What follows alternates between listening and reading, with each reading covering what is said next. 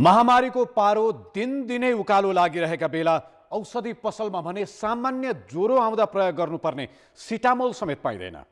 कान्तिपुर समाचारमा आज उत्पादन पर्याप्त भएको उत्पादकको दाबी, अनुगमनमा भने सरकारी निकायको बेवास्तामाथि सुबिन्द्र श्रेष्ठको विशेष रिपोर्ट। कोभिड व्यवस्थापनमा हुनुपर्ने काम एउटा, सरकारी प्राथमिकता भने अन्तै। स्थानीय निर्वाचनको मितिमा दलहरूको दोधारका बीच किन आयो संसदीय निर्वाचनको प्रस्ताव? बाबुराम तिमलसिना र दीपक आचार्यको विश्लेषणात्मक सामग्रीका साथमा आज हामीसँग हुनेछ कैलालीका डुबान पीडित धान किसानको राहतको पर्खाइ सम्बन्धी समाचार। नमस्कार, अब मुख्य समाचार। आज थप 10,000 जनामा कोरोना पुष्टि, संक्रमण रोकथाममा लाग्नुपर्ने सरकारको प्राथमिकता उपचारमा, बजारमा सिटामोलको अभाव हुँदा पनि नियमनकारी निकाय निरीह। वैशाखमा प्रतिनिधि सभाको चुनाव गर्ने प्रस्तावले सत्ता गठबन्धन भित्रै तरङ्ग, स्थानीय निर्वाचन धकेल्न खोजेको एमालेको आरोप, सत्ता पक्ष भन्छ सदन बन्धक बनाउँदा विकल्प देखिएन। विदेशबाट फर्केका युवालाई स्वरोजगार बनाउने सरकारी योजना निष्प्रभावी, बैंकहरूको असहयोग र झन्झटिलो प्रक्रियाले सहुलियत ऋण समेत पाउन कठिन। भारतमा कोरोना संक्रमण 8 महिना यताकै उच्च, एकै दिन 3 लाखभन्दा धेरै संक्रमित, 491 को मृत्यु। र एपीएफ फुटबल क्लब आहार रारा गोल्ड कपको क्वार्टर फाइनलमा आयोजक सहारा 2-0 ले पराजित।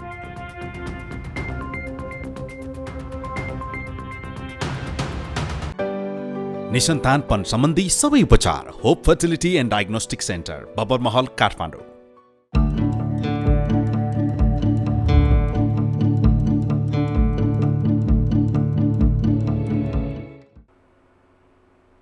कोरोना संक्रमण दर दैनिक सरदर 50% पुगेको छ। अझ अर्को हप्तासम्म त उच्च बिन्दुमा पुग्ने सरकारकै अनुमान छ। तर संक्रमण नियन्त्रणका लागि पूर्व सावधानी निकै फितरो छ। कोरोना वारवार्ती फैलिनबाट रोक्न छाडेर सरकारको ध्यान उपचारको जुहो गर्नतिर केन्द्रित देखिन्छ। करिब 15 दिनभित्रै नेपालमा दैनिक संक्रमण दर 50% भन्दा बढी पुग्यो। हुन त आम नागरिक आफै पनि सजग हुनुपर्ने हो, तर सरकार आफैले माघको दोस्रो साता संक्रमण उच्च हुन सक्ने भनिरहँदा नियन्त्रणका लागि समुदाय स्तरमा परीक्षण, भिडभाड रोकथाम र मापदण्ड पालनामा भने खासै कडाई गरेन। बरु उपचार र पैसा असुली प्राथमिकतामा देखिन्छ। संस्थागत आइसोलेसनमा 2000, अस्पतालको आइसोलेसनमा 3500, मध्यम जटिल अवस्थाका लागि 7000 र गम्भीर बिरामीको आइसियु र भेन्टिलेटर शुल्क दैनिक 15,000 रुपियाँका दरले अस्पताल तथा आइसोलेसन केन्द्रहरूलाई शोध भर्ना दिने निर्णय भइसकेको छ। यसमा सम्बन्धित बिरामीहरूले उपचार खर्च बापत कुनै पनि रकम तिर्नु नपर्ने भनिएको हो। यसमा सरकारी अस्पतालहरू वा सरकारी अस्पताल नपुगेको खण्डमा अरू थप निजी अस्पतालसँग गरिएको सम्झौता अनुसार निशुल्क उपचार हुने व्यवस्था गरिएको हो। मानिसहरू संक्रमित नहुन् र सकभर अस्पताल पुग्नै नपरोस् भन्नेमा सरकारले बढी ध्यान दिनुपर्ने हो। पीसीआर शुल्क नलिने र लिनै परे अति न्यून गर्ने हो भने आफै परीक्षण गर्नेहरू बढ्ने थिए। तर सरकारले नै 800 र निजी अस्पताललाई 1500 रुपियाँसम्म लिन छुट दिएको छ। घण्टौं लाइन बस्नुपर्ने बाध्यता र त्यो पनि सहज पहुँचमा नहुँदा संक्रमित र लक्षण देखिएकाहरू अस्पतालसम्म जाने हिचकिचाउँछन्। ओमिक्रोन भाइरस धेरै पहिला अगाडि चाहिँ हामीले नेपालमा डिटेक्ट गर्न सक्थ्यौँ यदि सर्वेलेन्सको सिस्टम सुरु गरेको हो।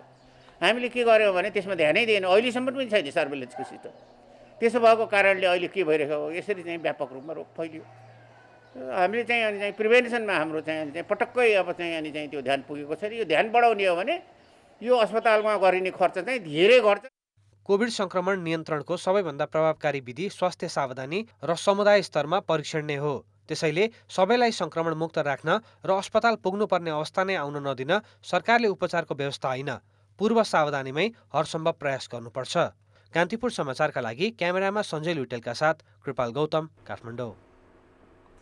नेपालमा कोभिडका 10,052 जना नयाँ संक्रमित थपिएका छन्। 21,007 जनाको पीसीआर परीक्षण गर्दा 47.8% मा संक्रमण पुष्टि भएको हो। 6490 जनाको एन्टिजेन परीक्षण गर्दा 2286 जनामा संक्रमण देखिएको छ। काठमाडौँ उपत्यकामा मात्रै 6981 जना संक्रमित थपिएका छन्। यसैगरी मोरङमा 326, सुनसरीमा 298, रूपन्देहीमा 209 नयाँ संक्रमित पहिचान भएका छन्। अहिले देशैभर 106 86 जनाको आइसियु र 27 जनाको भेन्टिलेटरमा उपचार भइरहेको छ। कोभिड संक्रमणकै कारण आज 4 जनाको ज्यान गएको छ भने 649 जना संक्रमण मुक्त भएका छन्। अहिले मुलुकमा सक्रिय संक्रमितको संख्या 57,328 पुगेको छ। सामान्यतया ज्वरो आएका बिरामीलाई चिकित्सकले पारासिटामोल दिने गरेका छन्, तर अहिले कोरोना संक्रमित अत्यधिक बढेका बेला बजारमा पारासिटामोलकै अभाव छ। औषधि उत्पादकहरूले नियमित उत्पादन भइरहेको दाबी गरे पनि बजारमा पाइँदैन। नियामक निकाय औषधि व्यवस्था विभागले भने 2 जना महानिर्देशककै लफडामा फसेर बसेको छ। कोभिडसँगै सामान्य रुगाखोकी लागेर बिरामी पारासिटामोल समेत नपाएर भौतारी रहेका बेला सरकारी निकायको सक्रियता कतै देखिँदैन। केही दिन यता बजारमा प्यारासिटामोल पाइएको छैन। कोभिड संक्रमितका लागि मात्र नभएर सामान्य ज्वरो आउँदा समेत प्रयोग गर्नुपर्ने औषधि अभाव हुँदा नागरिकले शास्ति भोगिरहेका छन्। नियमनकारी निकाय औषधि व्यवस्था विभागले कोभिड-19 को संक्रमण बढ्दा बिरामीले आवश्यकता भन्दा बढी भण्डारण गर्नाले नपाइएको बताउँछ। विभागले अभाव हुन नदिन 25 वटै औषधि उत्पादक कम्पनीलाई माघ बमोजिमको उत्पादन गर्न आग्रह गरे पनि अनुगमनमा चासो दिएको छैन। हामीसँग अहिले 14-15 लाख चाहिँ स्टकमै तुरुन्तै भोलि पर्सिमै चाहिँ जान सक्छ भन्नुहुन्छ। सरकारसँग पनि करिब 1 करोड समथिङ चाहिँ ट्याब्लेट बाँकी छ भनेको छ। त्यसैले अस्पतालहरू जुन चाहिँ सरकारी निकायबाट वितरण हुन्छ त्यहाँ चाहिँ नि प्यारासिटामोल 500 mg पाइएकै छ भने निजी क्षेत्रबाट चाहिँ जति पनि फार्मेसीबाट बिक्री वितरण हुन्छ त्यसको लागि चाहिँ यो प्रयोग चाहिँ परिमाण पनि देखिएको छ। प्यारासिटामोल नपाइएको यो पहिलो पटक होइन। यसअघि कोभिड महामारीको दोस्रो लहरका बेला पनि यस्तै अभाव भएको थियो। त्यति बेला प्यारासिटामोलको उत्पादन मूल्य बढी भएको तर बिक्री मूल्य कम भएको भन्दै औषधि उद्योगले उत्पादन घटाएका कारण अभाव भएको कुरा बाहिरिएको थियो। त्यति मात्रै नभएर औषधि उद्योगले मूल्य बढाउन सरकारलाई दबाब पनि दिएका थिए। अहिले पनि व्यवसायीले मूल्य बढाउन दबाब दिने उद्देश्यले कृत्रिम अभाव सिर्जना गरेको हुन सक्ने उपभोक्ता बताउँछन्।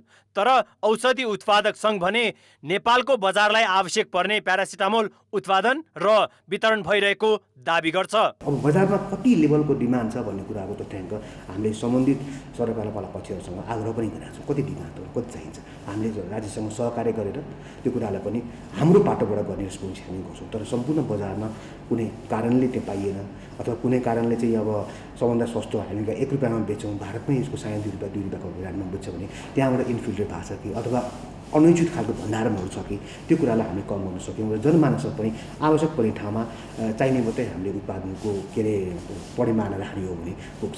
प्यारासिटामोल कति खान पर्छ? सामान्य बिरामीदेखि सबैलाई आवश्यक पर्ने प्यारासिटामोल उत्पादन भइरहेको औषधि उत्पादकले दाबी गरे पनि बजारमा भने पाइँदैन।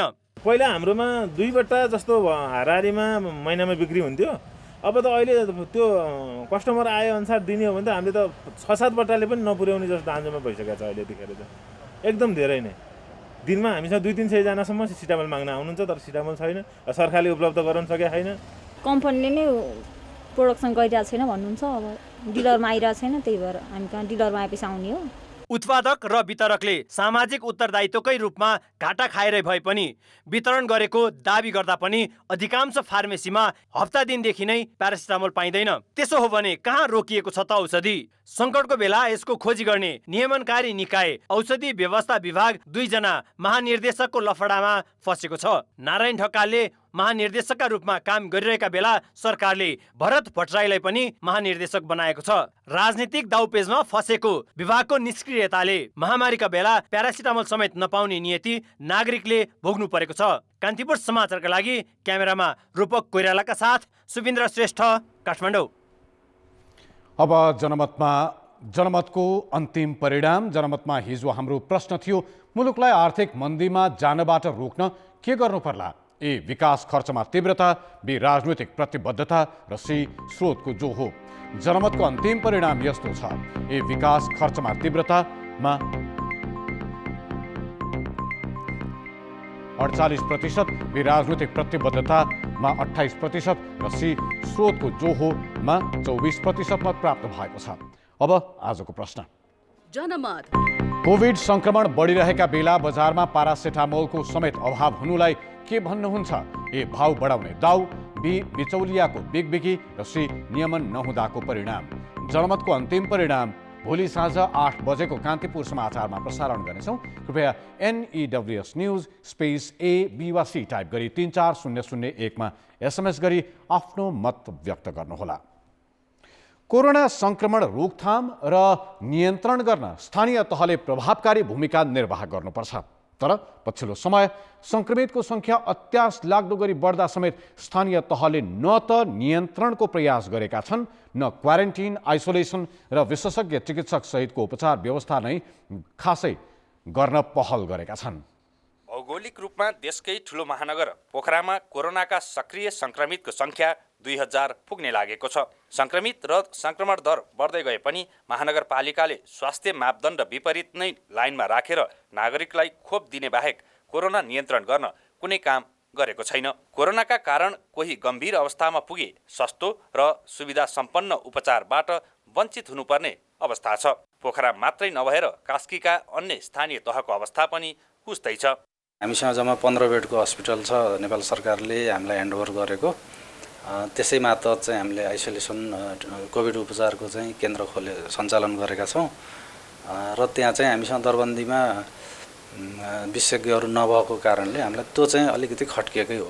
भारतबाट दैनिक 100 नागरिक भित्रिने नाका रहेको धनगढी उपमहानगरपालिकाले खोप अभियान सञ्चालन गर्नु बाहेक कोरोना रोकथाम र नियन्त्रणमा थप काम गरेको छैन। उपमहानगरपालिका सङ्घ र प्रदेश सरकारकै मुख ताकेर बसेको छ। सुदूरपश्चिमभरिको मान्छेहरू धनगढीमा बस्छ र अन्य जिल्लाबाट पनि यहाँ आएको हुन्छ।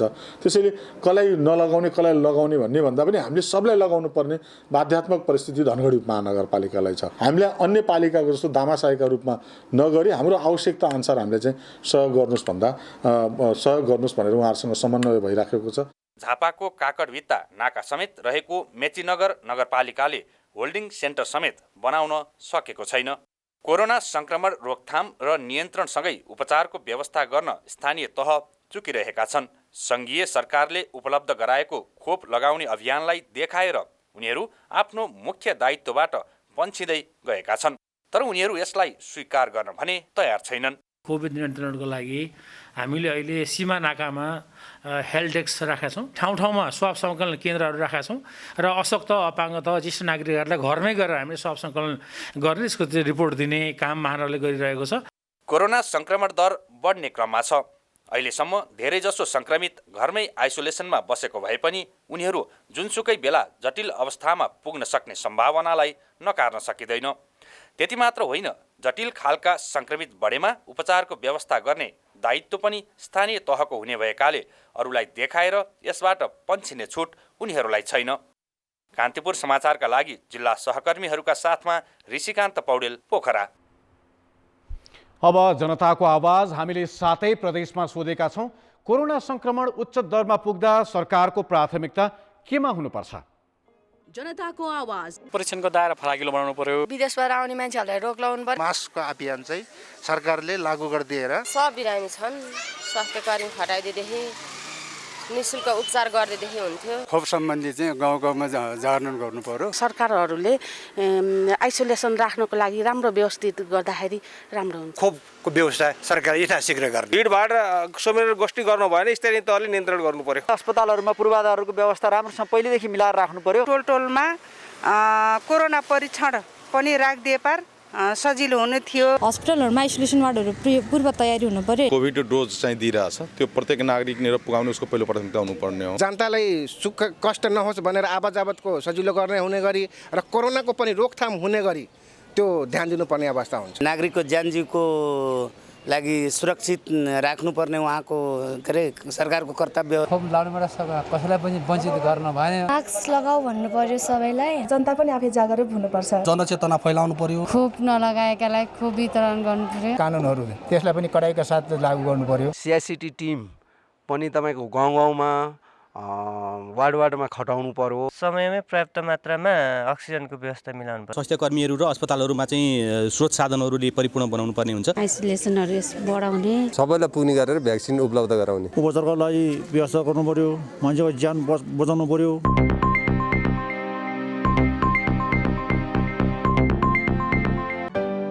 निसन्तानपन सम्बन्धी सबै उपचार hope fertility and diagnostic centre, Babarmahal, Kathmandu. ब्रेकपछि स्वागत छ। कानुनी जटिलताको गाँठो फुकाउँदै स्थानीय तहको निर्वाचनको मिति तोक्ने विषय पन्छाएर सत्ता पक्षले एकाएक वैशाखमा प्रतिनिधि सभाको चुनाव गर्ने प्रस्ताव अघि सारेको छ। केही नेताले त राष्ट्रिय सङ्कट टार्न पनि पहिले संसदको चुनाव गर्नुपर्ने भनेपछि सत्ता गठबन्धनभित्रै तरङ्ग सृजना भएको छ। कङ्ग्रेसभित्रै दुई धार देखिएको छ, जसका कारण आजका लागि तय भएको उच्चस्तरीय राजनीतिक संयन्त्रको बैठक समेत स्थगित गरियो। आखिर स्थानीय तहको चुनाव छाडेर संसदको निर्वाचन गर्ने उल्टो बाटोमा दलहरू किन अघि बढ्दैछन् त? वैशाखमा समय सकिने स्थानीय तहको निर्वाचनका लागि छिटो मिति तोक्न निर्वाचन आयोगले सरकारलाई बारम्बार ताकेता गरेको छ। तर सरकारलाई सघाउन बनेको उच्च स्तरीय राजनीतिक समन्वय समितिको मङ्गलबारको बैठकमा माओवादी केन्द्रका अध्यक्ष पुष्पकमल दाहालले वैशाखमा स्थानीय तहको होइन संसदीय चुनाव गर्ने प्रस्ताव राखे, जबकि संसदको अवधि 10 महिना अझै बाँकी छ। अहिलेका सत्तारूढ दलले संसद पुरै कार्यकाल चलाउने बाचा गरेर सरकार बनाएका हुन्। संवैधानिक व्यवस्था र सर्वोच्चले परमादेश जारी गर्दा पनि यो संसद बीचमै विघटन हुने सम्भावनालाई पुरै इन्कार गरेको छ। यो स्थितिमा एकाएक संसदको निर्वाचन गर्ने प्रस्ताव किन ल्याइयो? देश बचाउनका लागि के गर्न जरुरी छ त? कमसेकम यो संविधानलाई रन गर्न दिनु जरुरी छ। यसलाई बचाउन जरुरी छ।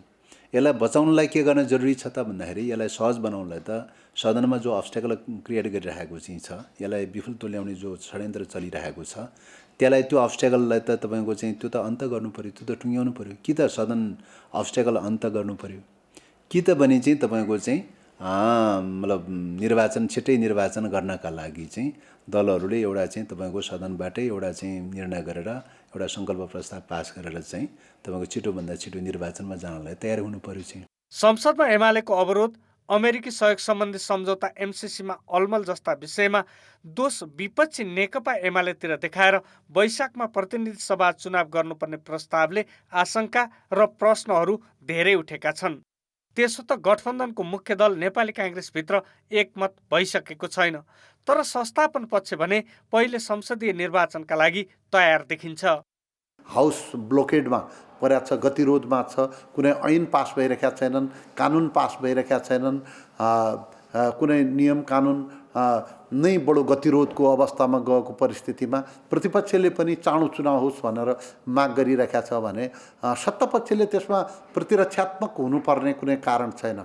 यदि राष्ट्रिय सहमति आम निर्वाचन पहिले गर्ने खालको हुन्छ भने नेपाली कङ्ग्रेस त्यसमा खुला छ। वैशाखमा संसदको चुनाव झट्ट हेर्दा नेकपा एमालेका दुई पटक प्रतिनिधि सभा विघटन गर्नुको औचित्य पुष्टि गराउने माध्यम बन्न सक्छ। तर संसदको अवरोध खोल्ने वा निर्वाचन एउटा रोज्नुपर्ने बाध्यात्मक अवस्थामा एमाले के गर्छ यकिन छैन। उसको अहिलेको चासो भने पहिले स्थानीय निर्वाचन भन्ने छ। प्रतिनिधि सभा र प्रदेश सभाको नि एकैचोटि गर्छौँ भन्नु भने त नगर्ने कुरा गर्ने भन्ने लास्टमा गएपछि चाहिँ संविधानले पल पारेर सङ्घीय लोकतन्त्रलाई लडाउने योजना हो। अब मुखमा आएको स्थानीय तहको चुनाव चाहिँ गरिहाल्नु पर्यो। त्यसपछि त्यसको भोलिपल्टबाटै उहाँहरूले चाहिँ अरू निर्वाचनको लागि तयारीमा लाग्नुहुन्छ भने हाम्रो साथ रहन्छ। उहाँहरूले झट्ट हेर्दा सबै दलमा पहिले प्रतिनिधि सभाको निर्वाचनको मुह देखिन्छ।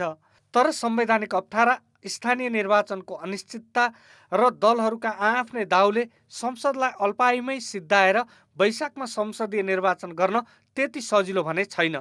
कान्तिपुर समाचारका लागि क्यामेरामा विकास जोशीका साथ बाबुराम तिमिल सिन्हा र दीपक आचार्य, काठमाडौँ। यसैबीच उच्चस्तरीय राजनीतिक समन्वय समितिको बैठक अन्तिम समयमा स्थगित भए पनि सत्ता गठबन्धनका प्रमुख 3 नेताबीच चुनावबारे साझा धारणा बनाउने विषयमा छलफल भने भएको छ। प्रधानमन्त्री निवास बालबटारमा प्रधानमन्त्री शेरबहादुर देउवा, माओवादी केन्द्रका अध्यक्ष पुष्पकमल दाहाल र एकीकृत समाजवादीका अध्यक्ष माधव कुमार नेपाल बीच स्थानीय तहको चुनावबारे गठबन्धनको एकमत बनाउने विषयमा कुराकानी भएको हो।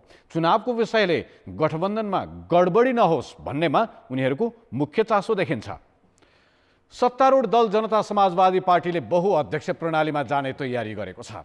अध्यक्ष उपेन्द्र यादवले एकलौटी रूपमा पार्टी चलाएको भन्दै सङ्घीय परिषद अध्यक्ष बाबुराम भट्टराईले बहुअध्यक्ष प्रणालीमा नेतृत्वको कुरा उठाएपछि विवाद समाधानका लागि दुई पक्ष संवादमा जुटेका हुन्। माघ 15 गतेभित्रै विवाद समाधान गर्न दुई पक्षका नेताहरूबीच छलफल भइरहेको भट्टराई पक्षका एक नेताले बताए। अब अध्यक्ष यादवको अधिकार कटौती हुने गरी बहुअध्यक्ष प्रणालीमा जाने तयारी छ। माघ 15 गतेभित्र दुवै पक्षका नेताहरूबीच सहमति नभए जे पनि हुन सक्ने भट्टराई पक्षको चेतावनी पनि छ। यादव पक्षका नेताहरूले भने कार्यकारिणी अध्यक्ष र सङ्घीय परिषदका अध्यक्षको जिम्मेवारी पार्टीकै विधानमा प्रश्न तोकिएकाले विवाद गर्नुको औचित्य नहुने बताउँछन्। दुई अध्यक्ष प्रणालीमा जान नसकिने यादव पक्षको बुझाइ छ। भौतिक पूर्वाधार तथा यातायात मन्त्री रेणु यादवले गौर नरसंहारको प्रसङ्गसहित हिंसात्मक अभिव्यक्ति दिएपछि उनको चौतर्फी आलोचना भएको छ। रौतहटको गौरमा हिजो आयोजित कार्यक्रममा मन्त्री यादवले जनमत पार्टीका अध्यक्ष सीके राउतलाई लक्षित गर्दै चेतावनी दिएकी थिइन्। सरकारमै बसेर हिंसालाई प्रोत्साहन गरेको भन्दै मन्त्री यादवलाई बर्खास्त गर्नुपर्ने माग समेत उठेका छन्। 2063 गौरमा हिंसात्मक घटना भएको थियो। सो घटनामा तत्कालीन माओवादीका थुप्रै नेता कार्यकर्ता मारिएका थिए। कोरोना विरुद्धको खोप लगाउन कतै भिड छ, कसैले खोप पर्खिएर बसेका छन्। तर कतिपयमा भने कोरोनाको खोप लगाउन हुन्न भन्ने भ्रम अहिले तेस्रो लहर र बुस्टर डोज सुरु हुँदा समेत हटेको छैन। कोभिड-19 विरुद्धको खोप लगाउँदा प्रजनन तथा यौन क्षमतामा कमी आउँछ भन्ने प्रचार पहिलो लहरका बेला निकै फैलियो।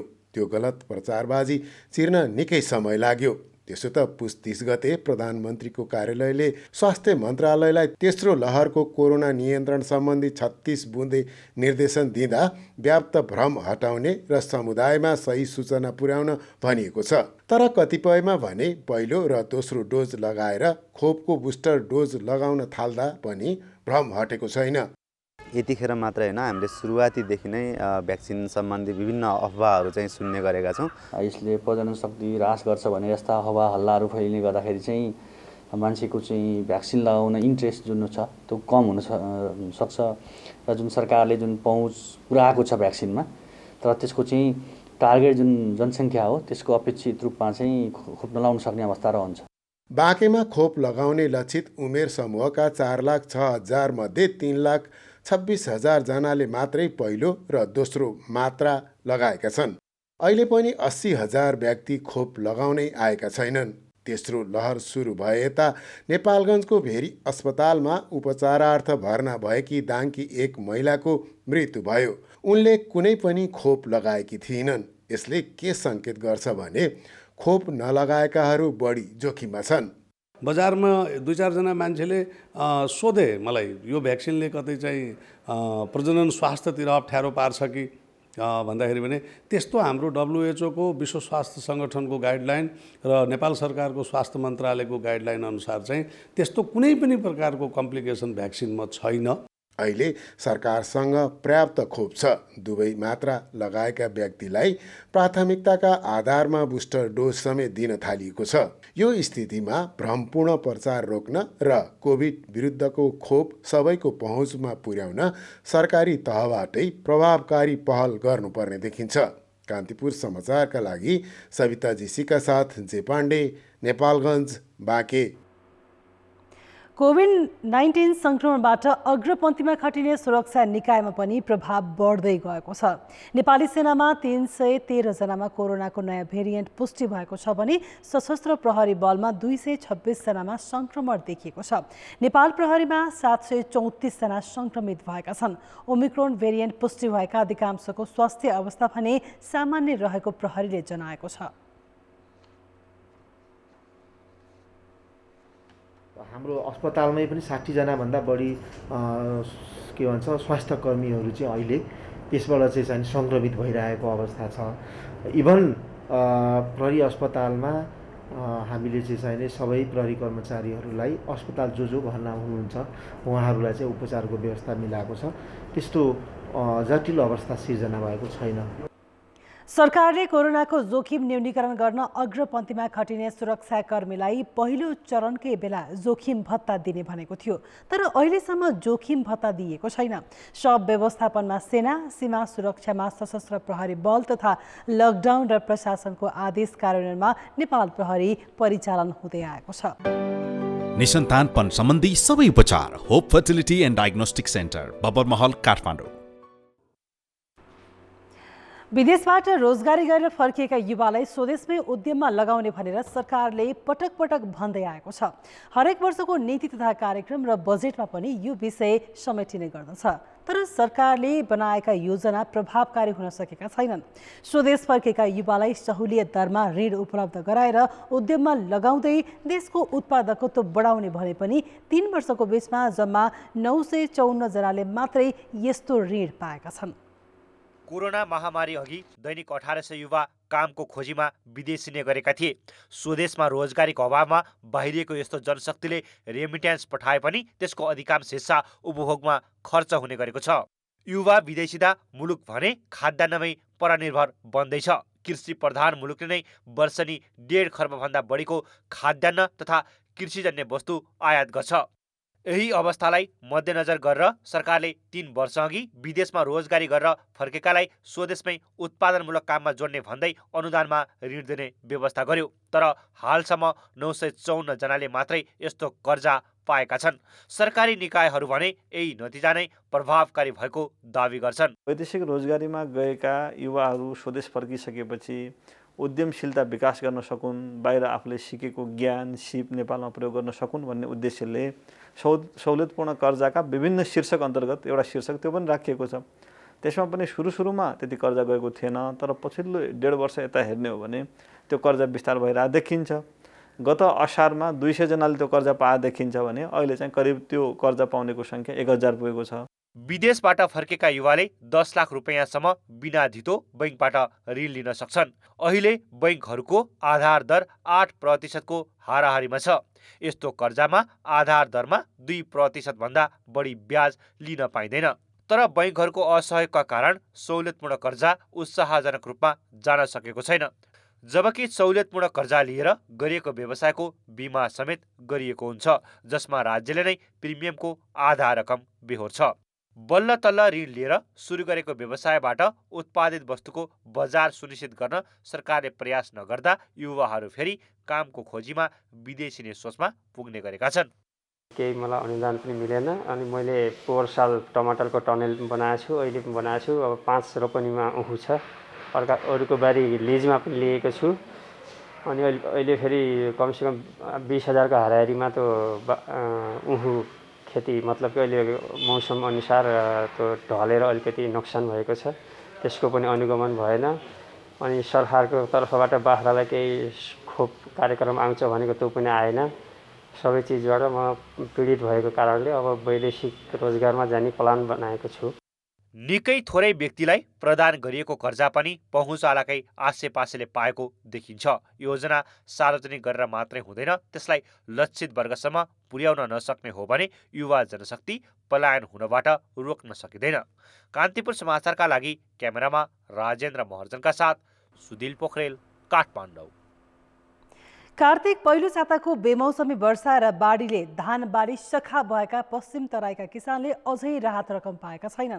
बालीमा क्षति भएको 3 महिना बितिसक्दा समेत कतिपय जिल्लामा लगत समेत सङ्कलन हुन सकेको छैन। केही जिल्लामा लगत सङ्कलन गरेर सिफारिस गरिएको भए पनि केन्द्रले रकम नपठाउँदा किसान राहत पाउनबाट वञ्चित छन्। आफ्नो खेती छैन, अरूको अब यति दुःख गरेर लगाउँछौँ तै पनि अब पानी आएर सब बगाइदिन्छ हैन। कतिखेर धानै मिल्दैन, कति मल किन्नलाई कति अप्ठ्यारो हुन्छ। त्यत्रो मेहनत गरेको एकैछिन भने त्यस्तो भइहाल्छ। समस्या धेरै छ। कैलालीको धनगढी चटकपुरकी सञ्जु चौधरी धान उठाउने बेला आएको वर्षा र बाढी अझै बिर्सेकी छैनन्। करिब 2.5 बिघा खेतमा झुलेका बाला काटेर उठाउने बेला परेको पानीले धान सखा भयो। वर्षभरि खान पुग्ने धान सखा भएपछि उनको परिवारमा अहिले 2 छाक टार्नै मुस्किल छ। सरकारले लगत सङ्कलन गरेर लगे पनि यो परिवारले अहिलेसम्म राहत पाएको छैन। त्यो बेला त अब सबैलाई पिरहेको थियो हैन। अब धान त्यस्तो भयो, पानीमा सबै भिज्यो, अहिलेसम्म राहत पाएकै छैन। सञ्जुको जस्तै पीडा र गुनासो धेरै किसानको छ। धान मात्र नभएर पराल समेत खेतमै कुहिएपछि वस्तुभाउ पाल्न समेत समस्या छ। तर सरकारले दिने भनेको राहत अहिलेसम्म उपलब्ध गराएको छैन। राहत कहाँ मिलो है, मांगत है, देता नहीं है। अब कब देवे कब ना देवे, तो धान सब भीज गयो। 1.5 बिघा को धान अब 1 हप्तासम्म त हामी धानै निकाल्नमा लाग्यो। 10-15 हजार को अब बिक्री गरे, उही पनि सस्तो भावमा। 1000 रुपियाँ कुन्टल त्यो उम्रेको धान कसैले लिँदैन। सरकारले स्थानीय तह मार्फत बालीमा भएको क्षतिको लगत सङ्कलन गरिसकेको छ। आंशिक र पूर्ण क्षतिका आधारमा उत्पादन लागतको 20 देखि 65% राहत दिने निर्णय भएको छ। धान बालीमा भएको क्षतिको राहत केन्द्र सरकारले र तरकारी तेलहन र पशुमा भएको क्षतिको प्रदेश सरकारले दिने भनिए पनि किसानले पाएका छैनन्। पुसको 28 गते हामीले गृह मन्त्रालयमा अङ्क तोकेर पठाइसकेका छौँ र त्यहाँबाट चाहिँ नै त्यो अनुसारको रकम प्राप्त भइसकेपछि हामीले निर्देशन भए अनुसार मापदण्ड अनुसार हामीले चाहिँ राहतको चाहिँ वितरण कार्य चाहिँ गर्छौँ। धान बाहेक अन्य बालीको चाहिँ प्रदेशले दिने भन्ने कुरा अनुसार प्रदेश सरकारले 25 करोड बजेट विनियोजन गरेको छ राहतका लागि। त्यो मध्ये अहिलेलाई 5 करोड चाहिँ माग गर्ने भन्ने हिसाबले तयारी गरिसकेका छौँ र यो विवरण चाहिँ भेरिफाई गरेर चाहिँ राहत वितरणको काम तुरुन्त सुरु गर्ने क्रममा चाहिँ हामीहरू छौँ। बेमौसमी वर्षा र बाढीले धान बालीमा क्षति पुर्याएपछि प्रधानमन्त्रीदेखि मन्त्रीसम्मले हेलिकप्टरबाट विभिन्न ठाउँमा पुगेर राहत र क्षतिपूर्ति दिने आश्वासन बाँडेका थिए, तर त्यो आश्वासन अहिलेसम्म पुरा भएको छैन। कान्तिपुर समाचारका लागि क्यामेरामा सुदीप थापाका साथमा टेकराज जोशी, धनगढी, कैलाली। खेलकुद समाचार। नमस्कार, कान्तिपुर खेलकुद समाचारमा स्वागत छ। विभागीय टिम एपीएफ फुटबल क्लब आहारा गोल्ड कपको क्वार्टर फाइनलमा प्रवेश गरेको छ। आज भएको खेलमा एपीएफले आयोजक सहारा क्लबलाई 2-0 गोलले पराजित गर्यो। पोखरा रङ्गशालामा खेलको 14 मिनेटमा आवास लामिछानेको गोलमा एपीएफले अग्रता लिएको थियो। अर्मान्ड विन्डोमससँग 1-1 पास खेल्दै आवासले सहाराका 3 डिफेन्डरलाई बिट गर्दै गोल गरे। 60औं मिनेटमा प्रदीप लामाले एपीएफको अग्रता दोब्बर बनाए। रविथिङको क्रसलाई मुस्किलले नियन्त्रणमा लिएका प्रदीपले 2 डिफेन्डरलाई मात खुवाउँदै गरेको प्रहार गोलमा परिणत भएको थियो। जितसँगै क्वार्टर फाइनलमा एपीएफले अमेरिकाको टिम भुटनिज युथ स्पोर्ट्ससँगको भेट पक्का गरेको छ। कोरोना महामारीका कारण आहाराको यो संस्करण दर्शक बिना खेलाइँदैछ। प्रतियोगिताको दोस्रो खेलमा भोलि हिमालयन शेर्पा क्लब र नेपाल पुलिस क्लब बीच प्रतिस्पर्धा हुनेछ। प्रतियोगितामा शीर्ष डिभिजनका 8 सहारा र 1 विदेशी सहित 10 टिम सहभागी छन्। विजेताले 10,01,000 प्राप्त गर्नेछ।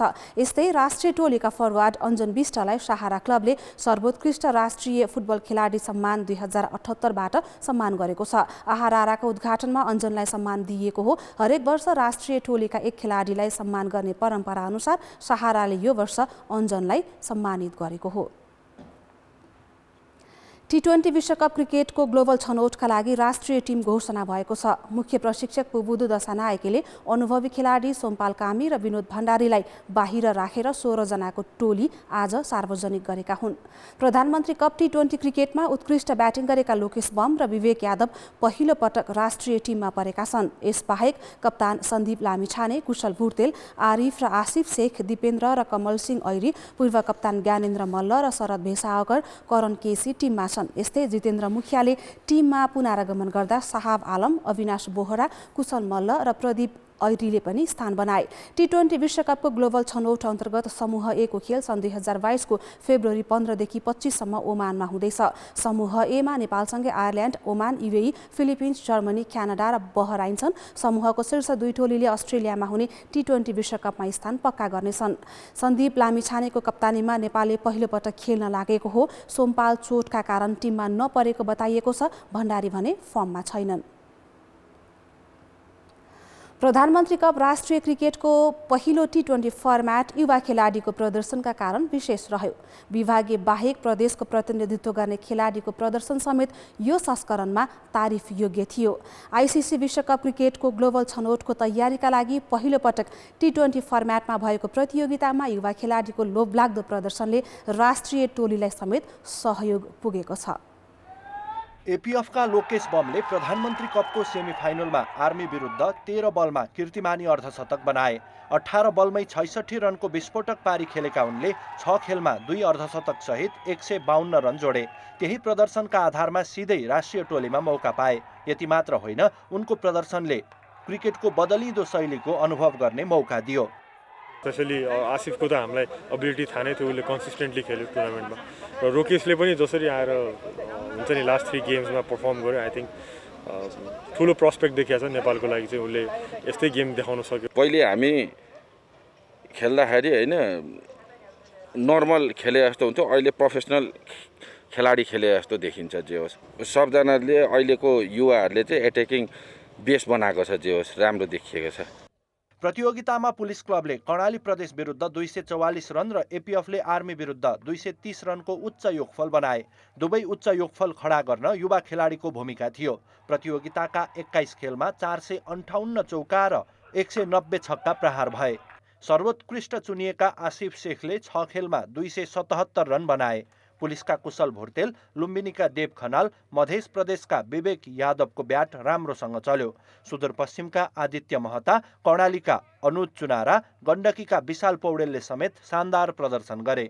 समग्रमा प्रधानमन्त्री कप युवा खेलाडीकै कारण विशेष रह्यो। यी सबै प्लेयरहरू परिपक्व हुन अलिकति समय चाहिँ लाग्छ। अहिले चाहिँ उनीहरूले आफ्नो गेम बेटर बुझाए जस्तो चाहिँ देखिएको छ यो इभेन्टमा। लिमिटेड ओभर क्रिकेटमा हाम्रो इन्टेन्ट चाहिँ चेन्ज भएको छ कि देव खनाल यो लोकेश बमहरूले I think they are doing good र कन्सिस्टेन्ट पर्फर्म पनि गरिरहेको छन्। ब्याटिङमा निरन्तर आलोचित हुने नेपाली टिमले अघिल्लो वर्ष भएको त्रिकोणात्मक अन्तर्राष्ट्रिय सिरिज ब्याटिङकै दममा जितेको थियो। सोही प्रतियोगिताले कुशल र आसिफलाई ओपनरको रूपमा स्थापित गरेको हो। घरेलु प्रतियोगितामा युवा खेलाडीले गरेको प्रदर्शनले ग्लोबल छनौटमा पनि निरन्तरता पाउने समर्थकको अपेक्षा छ। कान्तिपुर समाचारका लागि क्यामेरामा मुरारी घिमिरेका साथ रेवन दाहाल। खेलकुद समाचार अहिलेलाई यति नै। अब मौसम सम्बन्धी जानकारी।